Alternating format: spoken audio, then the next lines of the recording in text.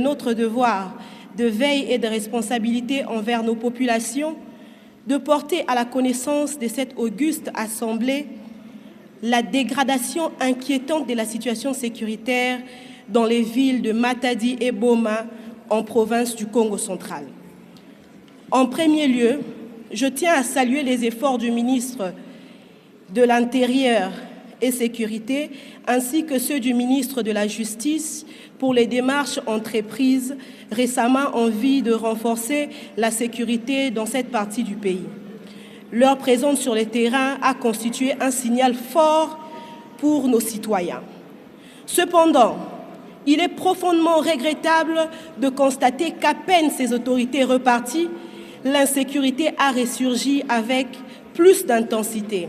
Les actes de banditisme, les agressions nocturnes, les vols à main armée, quasi quotidiens. La population abandonnée à son triste sort n'a d'autre choix que de passer la nuit à la belle étoile, organisant des tours de veille improvisés pour s'auto-sécuriser.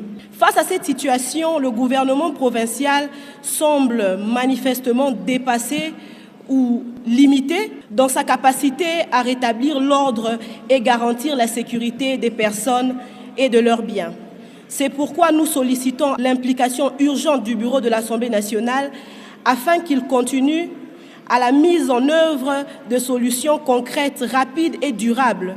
Il est impératif que l'État joue son rôle régalien dans cette partie de notre pays, où les citoyens se sentent abandonnés à leur triste sort.